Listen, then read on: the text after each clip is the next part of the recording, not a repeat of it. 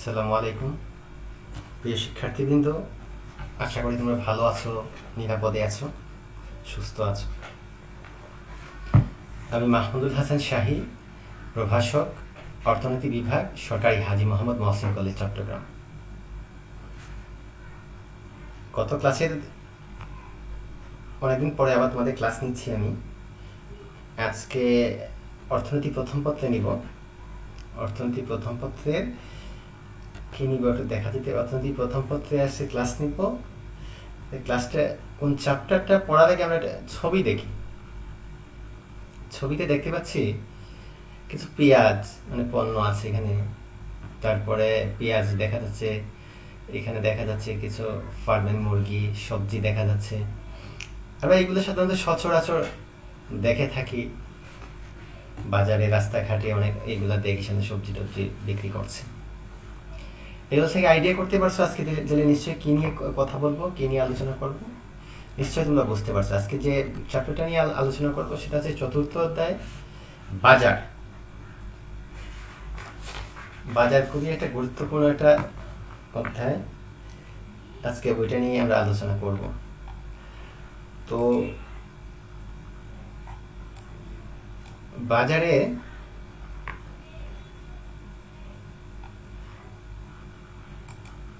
এই চ্যাপ্টার থেকে আমরা যে শিখন ফলগুলো পাবো, শিখন ফলটা হচ্ছে গিয়ে আজকে ক্লাস করে আমরা শিখন ফল যেটা পাবো সেটা হচ্ছে বাজার সম্পর্কে আমরা একটা অর্থনৈতিক ধারণা ব্যাখ্যা করতে পারবো, পারবে তোমরা এই চ্যাপ্টারের পরে।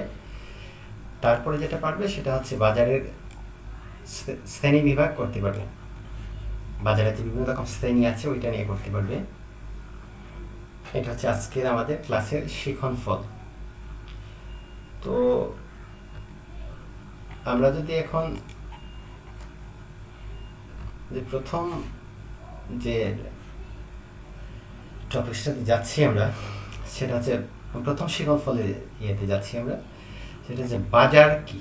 বাজারটা আসলে কি জিনিসটা,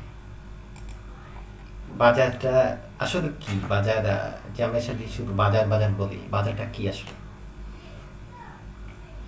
সাধারণত আমরা যে সচরাচর যেটা দেখি, মনে করে চক বাজারে, তোমাদের কলেজের কাছে চক বাজার আছে, ওইখানে গিয়ে যে বিভিন্ন জিনিস কিনতে পারো, সবজি কিনতে পারবো, মাছ কিনতে পারবো, মাংস কিনতে পারো, পড়ালেখার জন্য কোচিং আছে, বই কেনার লাইব্রেরি আছে, শপিং মল আছে। আমরা সাধারণত এইগুলাকে আমরা সাধারণত বাজার বুঝি। অর্থাৎ সাধারণত আমরা সাধারণভাবে অর্থনীতি ছাড়া আমরা বাজার বলতেই বুঝি একটা নির্দিষ্ট স্থান যেখানে পণ্যের ক্রয় বিক্রয় হয়, সেটাকে আমরা সাধারণত সেটাকেই বাজার বুঝে থাকি। কিন্তু অর্থনীতিটা একটু ব্যতিক্রম। অর্থনীতিতে বাজার বলতে শুধু ওই বিষয়টা বোঝায় না যে একটা নির্দিষ্ট স্থানে পণ্যের ক্রয় বিক্রয় হলেই যে এটা বাজার, সেটা সেরকম না। তাহলে অর্থনীতিতে বাজারটা আসলে কি? এখানে সোজা কথা, অর্থনীতিতে বাজারের জন্য একটা নির্দিষ্ট স্থানকে বোঝায় না, সোজা কথা এটা হচ্ছে প্রথম কথা। তাহলে বাজার কি?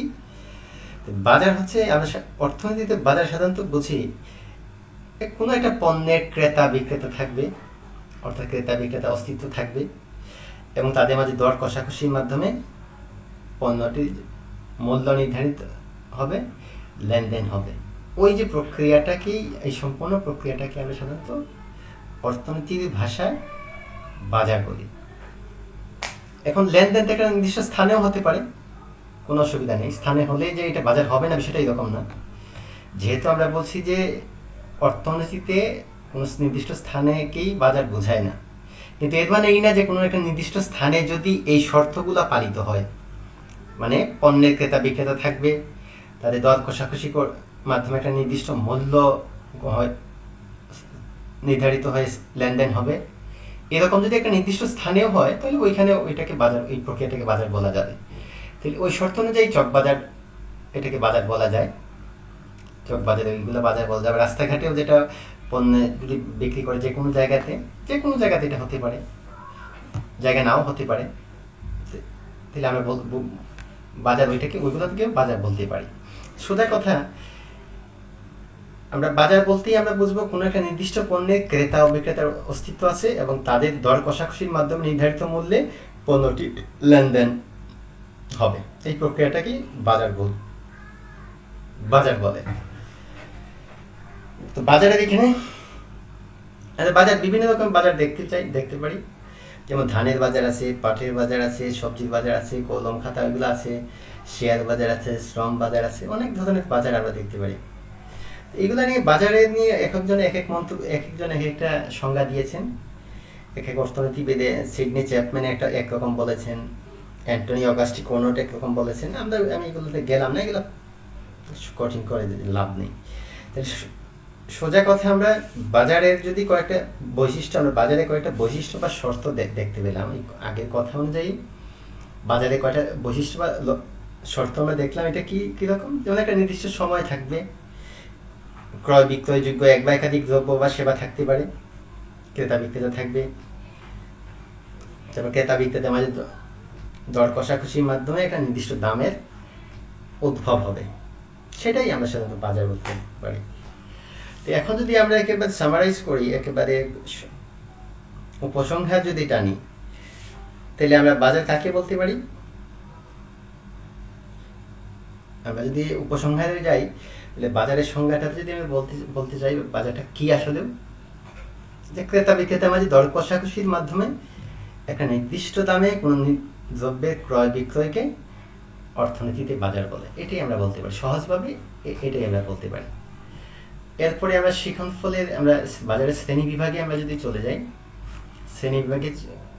বাজারের শ্রেণী বিভাগে আমরা চলে যাই।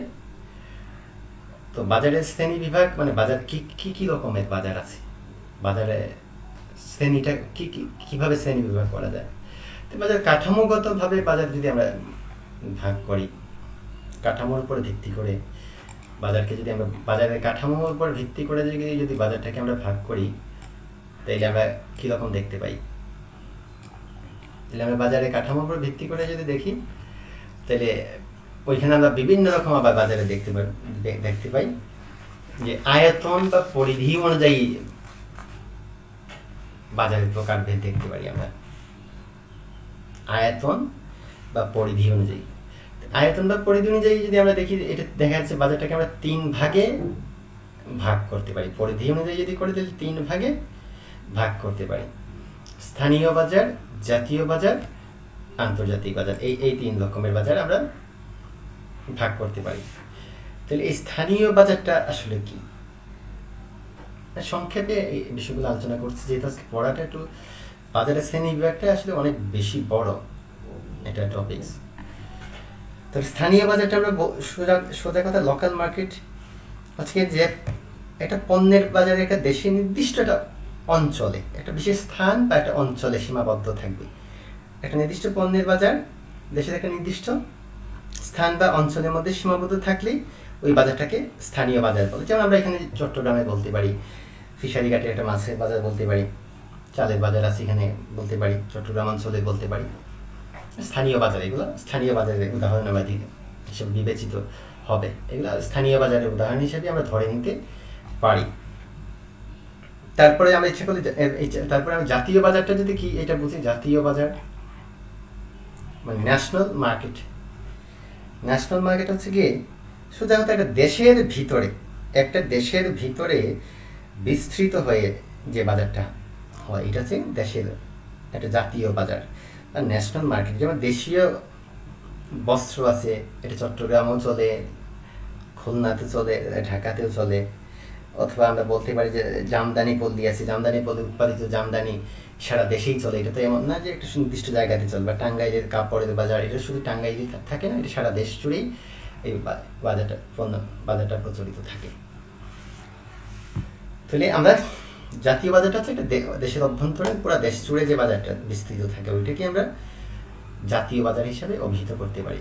আর আন্তর্জাতিক বাজারটা হচ্ছে সহজ কথায় যে একটা অঞ্চল না বা একটা নির্দিষ্ট দেশ না, কয়েকটা দেশ জুড়ে যে বাজারটা বিস্তৃত থাকে, পৃথিবী জুড়ে যে বাজারটা বিস্তৃত থাকে, ওইটাই আন্তর্জাতিক বাজার। যেমন আমরা বাংলাদেশের পাটের বাজার আছে, পাট আমরা বিভিন্ন দেশে রপ্তানি করি। চা আছে, তৈরি পোশাক আছে, এগুলো তৈরি পোশাক আমরা অনেক দেশে রপ্তানি করি। অথবা যদি আমরা বিদেশের একটা উদাহরণ দিই, বাহরাইনে মুক্তার বাজার আছে, এগুলো সারা বিশ্ব জুড়েই চলে। তারপর যে দক্ষিণ কোরিয়া, দক্ষিণ আফ্রিকার সোনার বাজার আছে, এগুলো বিশ্বজুড়ে স্বীকৃত। তো আমরা এই আয়তন বা পরিধি অনুযায়ী যে তিন ধরনের বাজার সংক্ষেপে আমরা ব্যাখ্যা করলাম। এরপরে আমরা যদি চলে যাই যে সময়ের উপর ভিত্তি করে বাজার আমরা কয় ভাগে ভাগ করা যায়। সময়ের উপর ভিত্তি করে বাজার আমরা দেখতে পাচ্ছি যে 4 ভাগে ভাগ করা যাচ্ছে। সময়ের উপর ভিত্তি করে বাজার 4 ভাগে ভাগ করা যাচ্ছে। একটা আছে কি অতি স্বল্পকালীন, আর একটা আছে গিয়ে স্বল্পকালীন, 3 নাম্বার আছে দীর্ঘকালীন, 4 নাম্বার আছে কি অতি দীর্ঘকালীন। তো সংক্ষেপে অতি স্বল্পকালীন বাজারটা একটু বলি কি সংক্ষেপে, এটা কি মানে ভেরি শর্ট পিরিয়ড মার্কেট। সোজা কথা যে একেবারে অতি স্বল্প সময়ের মধ্যে যে পণ্যের ক্রয় বিক্রয় সম্পন্ন করা লাগে। যেমন মাছ বেশি সময় ভিতরে করলে এটা নষ্ট হয়ে যায়, এটা পচে যায়। দুধ, শাকসবজি, ওইগুলোর বাজারগুলো আছে কি এগুলো কয়েক ঘন্টা বা কয়েকের বাজার। এগুলো আছে কি সাধারণত এইগুলা বাজারকে অতি স্বল্পকালীন বাজার বলে। যে মানে স্থায়িত্ব এটা কয়েক ঘন্টা, 1 দিন 2 দিন বা কয়েকদিন হতে পারে। এই বাজারটা সাধারণত এইরকমই হয়।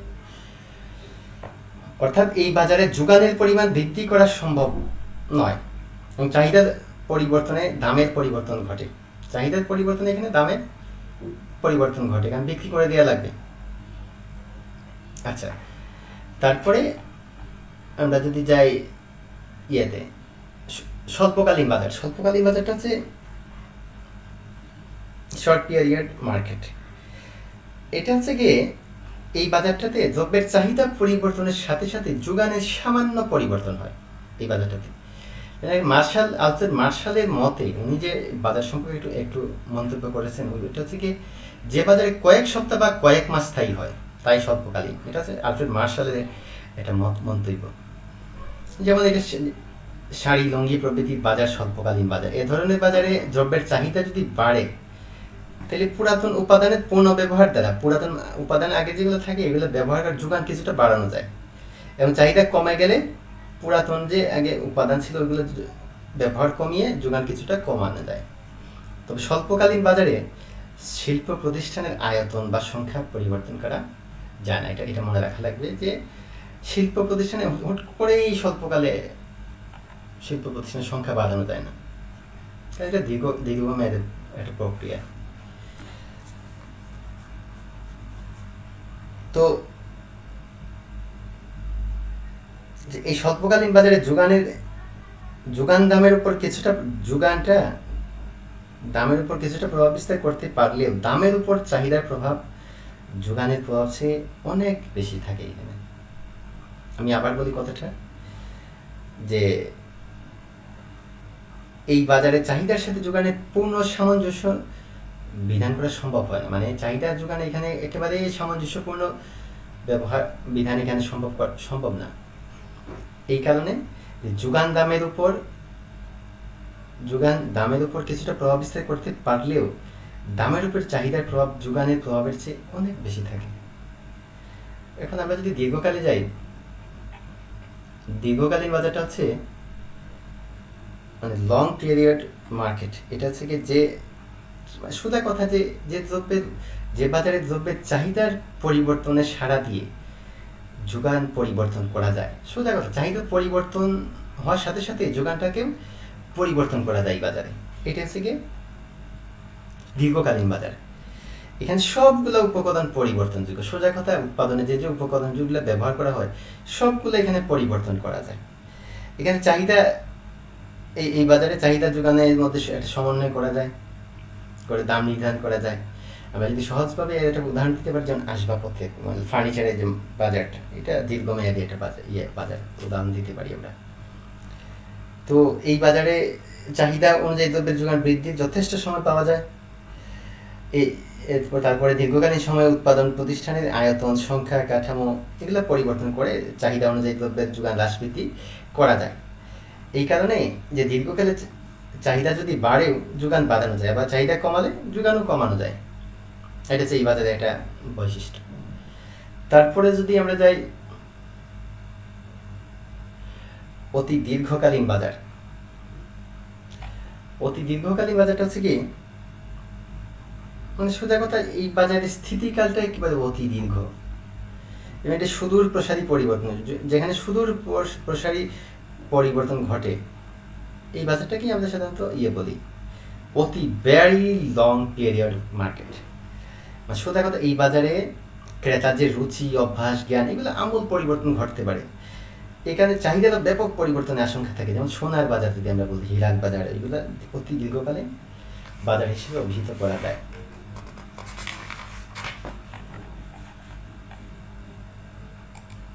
তারপরে যদি আমরা যাই দ্রব্যের প্রকৃতি অনুযায়ী, যদি বিভিন্ন রকম বাজারকে আমরা সংজ্ঞায়িত করতে যাই, প্রকৃতি অনুযায়ী বিভিন্ন রকম বাজার আমরা যদি সংজ্ঞায়িত করতে চাই, তো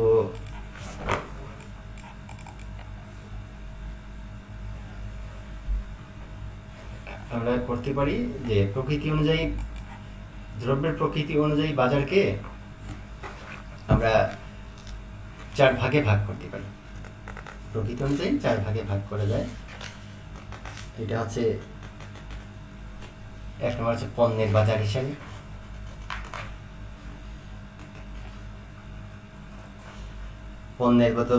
পণ্যের বাজার হিসেবে, উপকরণ বাজার হিসেবে, শ্রম বাজার, অর্থ বাজার অথবা অর্থ বাজার এবং মূলধন বাজার আছে।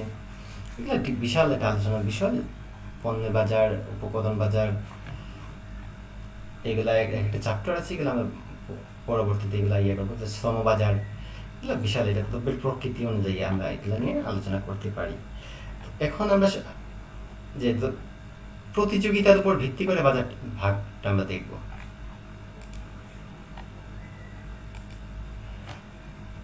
যদি আমরা প্রতিযোগিতার উপর ভিত্তি করে বাজারটাকে দেখি,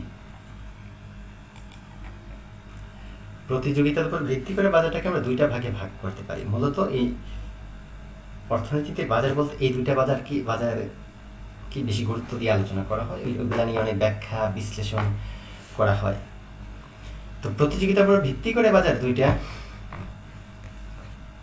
একটা হচ্ছে পূর্ণ প্রতিযোগিতামূলক বাজার আর একটা হচ্ছে অপূর্ণ প্রতিযোগিতামূলক বাজার।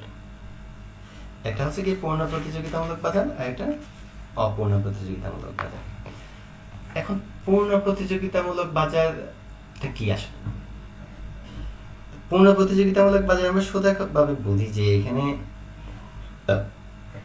অসংখ্য ক্রেতা বিক্রেতা থাকবে এই বাজারে। একটা সমজাতীয় দ্রব্য নির্দিষ্ট দামে দর কষাকষির মাধ্যমে বিক্রি হবে, সোজা কথা। আমি যদি আর সহজ করে বলি, এখানে ক্রেতা বিক্রেতা থাকবে। সমজাতীয় পণ্য মানে একই রকম পণ্য, এখানে অনেকগুলো ফার্ম থাকবে। যেমন আমরা বলতে পারি, মনে করো ধরা যায় আমরা ধরা যায় সাবান, লাক্স সাবান আছে, তারপরে মনে করো বাংলাদেশের সবগুলা সাবানের একই, লাক্স সাবান আছে, তারপরে আছে কি ম্যারিল আছে, ক্যামেলিয়া, আর কি আরো অনেক বিভিন্ন রকমের সাবান আছে, কেয়া, ওই রকম সাবান আছে। প্রতিটা উৎপাদিত পণ্য প্রায় একই রকম কোয়ালিটি। তাই একই রকম কোয়ালিটি হলে আমরা বলি যে সমজাতীয় পণ্য। এইরকম সমজাতীয় পণ্য থাকবে, অসংখ্য ক্রেতা থাকবে, বিক্রেতা থাকবে। ক্রেতা থাকবে মানে আমরা ভোক্তা থাকবো, বিক্রেতা থাকবে যেমন থাকতে পারে,